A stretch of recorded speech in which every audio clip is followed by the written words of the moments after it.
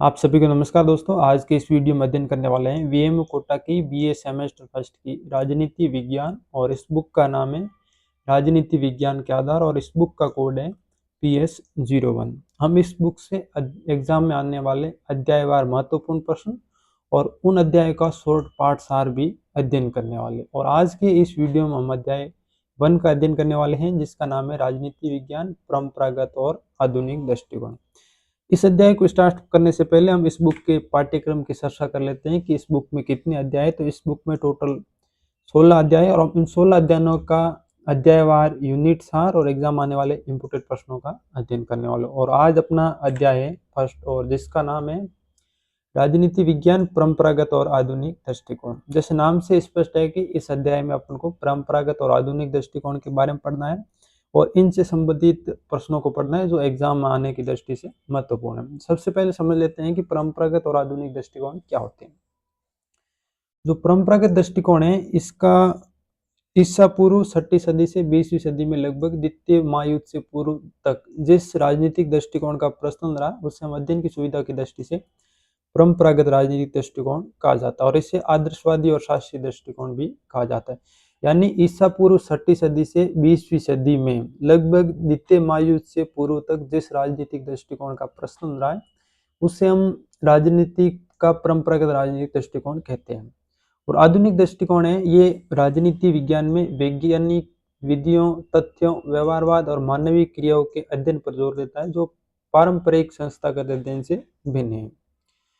परंपरागत दृष्टिकोण के आपको 4-5 समर्थकों के नाम याद रखना है। जैसे प्लेटो है, अरस्तु है, सिसरो है, संत अगस्तीन है, एक्विनास है, लोक है, रूसो है, मोंटेस्क्यू, कांट, हीगल, इनके नाम याद रखना है। और आधुनिक दृष्टिकोण के प्रमुख समर्थक याद रखना, David Easton, Harold Lasswell, Robert Dahl और कैटलिन एम्बेटले।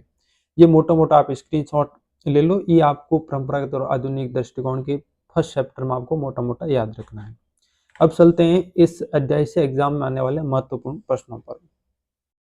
पहला प्रश्न है राजनीति विज्ञान शक्ति का अध्ययन है, ये कथन किसका? तो ये कथन है लॉसवेल का। दूसरा प्रश्न है आधुनिक राजनीति सिद्धांत के किन्हीं 3 प्रतिपादकों के नाम बताइए। यानी आधुनिक राजनीति सिद्धांत यानी आधुनिक राजनीतिक दृष्टिकोण के किन्हीं 3 प्रतिपादकों के नाम बताने हैं। तो David Easton, Harold Lasswell, Charles Merriam, George Catlin. जैसा कि हमने ये पाठ सार में बता दिया था कि दोनों दृष्टिकोण के 4 समर्थकों के आपको नाम याद रखने हैं। तीसरा प्रश्न है राजनीति विज्ञान के अध्ययन के संबंध में कोई 2 प्रमुख दृष्टिकोण कौन से हैं? तो 2 प्रमुख दृष्टिकोण राजनीति का परंपरागत दृष्टिकोण और आधुनिक दृष्टिकोण। अब नेक्स्ट प्रश्न है पॉलिटिक्स शब्द की उत्पत्ति किस भाषा से हुई? यह प्रश्न कैसे भी पूछ सकते हैं कि राजनीति का पर्यायवाची अंग्रेजी शब्द पॉलिटिक्स यूनानी भाषा के किस शब्द से बना है? तो राजनीति का अंग्रेजी शब्द है पॉलिटिक्स है, ये यूनानी यानी जिसे ग्रीक भी कहते हैं यूनानी भाषा के पोलिस शब्द से बना है। किस भाषा के शब्द से बना? तो यूनानी भाषा के पोलिस शब्द से बना है जिसका अर्थ होता है नगर या राज्य। पॉलिटिकल शब्द की उत्पत्ति किस भाषा से हुई? प्रश्न आए तो यूनानी भाषा से। और पॉलिटिकल का पॉलिटिक्स शब्द है यूनानी भाषा के किस शब्द से बना? तो पोलिस शब्द से बना, ये आपको याद रखना है। अब नेक्स्ट प्रश्न है आधुनिक दृष्टिकोण का उद्भव कब हुआ? तो आधुनिक दृष्टिकोण का उद्भव हुआ द्वितीय विश्व युद्ध के बाद। जबकि परंपरागत दृष्टिकोण के बारे में पूछे तो जो परंपरागत दृष्टिकोण है वो ईसा पूर्व 6वीं सदी से 20वीं सदी में लगभग द्वितीय महायुद्ध से पूर्व तक जिस राजनीतिक दृष्टिकोण का प्रचलन रहा है उसे हम परंपरागत दृष्टिकोण कहते हैं। और जो आधुनिक दृष्टिकोण है उसका उद्भव हुआ है द्वितीय विश्व युद्ध के बाद। अब नेक्स्ट प्रश्न है राजनीति शास्त्र का प्रारंभ और अंत राज्य के साथ होता है, ये परिभाषा किस विद्वान ने दी है? ये परिभाषा दी है गार्नर ने। अब नेक्स्ट प्रश्न है 7वां राजनीति विज्ञान की परिभाषा बताइए। तो राजनीति विज्ञान वह विज्ञान है जिसमें राज्य, सरकार, सत्ता, अधिकार, कानून और राजनीतिक संस्थाओं की उत्पत्ति, स्वरूप, कार्य और उद्देश्यों का अध्ययन किया जाता है, उसे हम राजनीति विज्ञान कहते हैं। यानी जिसमें राज्य का अध्ययन, सरकार, सत्ता, अधिकार, कानून, राजनीतिक संस्थाओं की उत्पत्ति कैसे, उनका स्वरूप कैसा, कार्य कैसे, उद्देश्य कैसे, इन सब का जिसमें अध्ययन किया जाता है वो विज्ञान है, वो राजनीति विज्ञान है।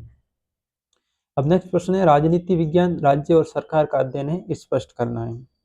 तो राजनीति विज्ञान राज्य और सरकार के अध्ययन का विषय है। इसमें राज्य की उत्पत्ति, वर्तमान और भविष्य तीनों का अध्ययन किया जाता है कि प्राचीन काल में राज्य की उत्पत्ति कैसे हुई और वर्तमान समय में उसका स्वरूप कैसा है और भविष्य में उसमें क्या परिवर्तन हो सकते हैं, इन सभी बातों पर विचार किया जाता है और राजनीति विज्ञान राज्य को सर्वोच्च संस्था मानता है। यानी राजनीति विज्ञान है वो राज्य को सर्वोच्च संस्था मानता है, जबकि सरकार को कार्यकारी व्यवस्था मानता है।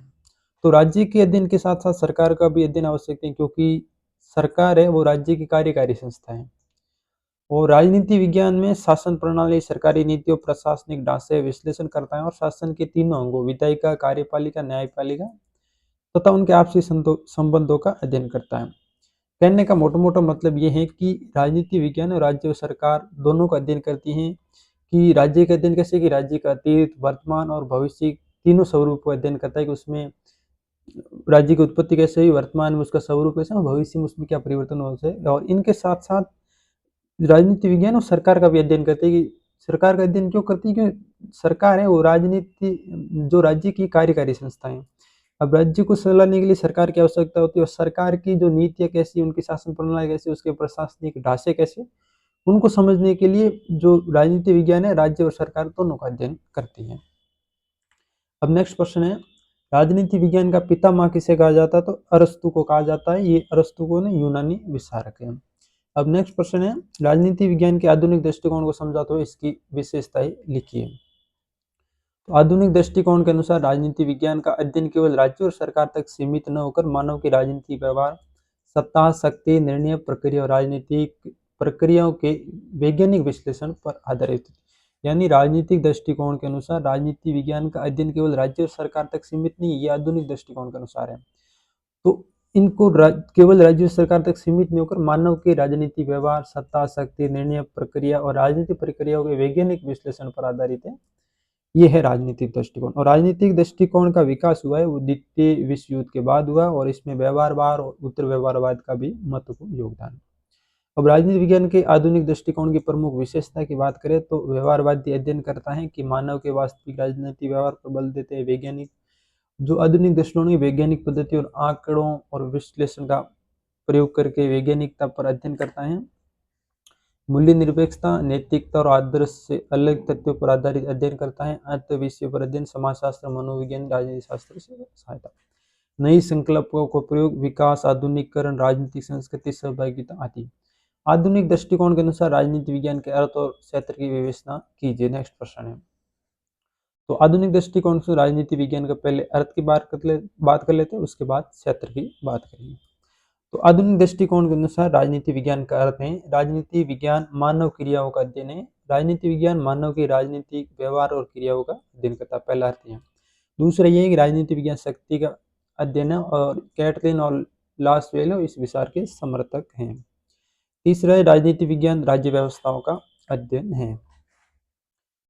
और चौथा है राजनीति विज्ञान निर्णय प्रक्रिया का अध्ययन है। ये राजनीति विज्ञान के अर्थ है। अब राजनीति विज्ञान के आधुनिक दृष्टिकोण के क्षेत्र की बात कर लेते थे, तो मानव की राजनीति व्यवहार का अध्ययन, विभिन्न अवधारणाओं का अध्ययन, राजनीति विज्ञान समस्या और संघर्षों का अध्ययन और सार्वजनिक सहमति और सामान्य अभिमत का अध्ययन। ये है राजनीति विज्ञान के आधुनिक दृष्टिकोण का, राजनीति विज्ञान का आधुनिक दृष्टिकोण के अनुसार राजनीति विज्ञान का क्षेत्र। ये थे अध्याय 1 के जो एग्जाम आने वाले महत्वपूर्ण प्रश्न, और अगले वीडियो हम एग्जाम अध्याय 2 के एग्जाम आने वाले महत्वपूर्ण प्रश्नों का अध्ययन करेंगे। तब तक के लिए धन्यवाद।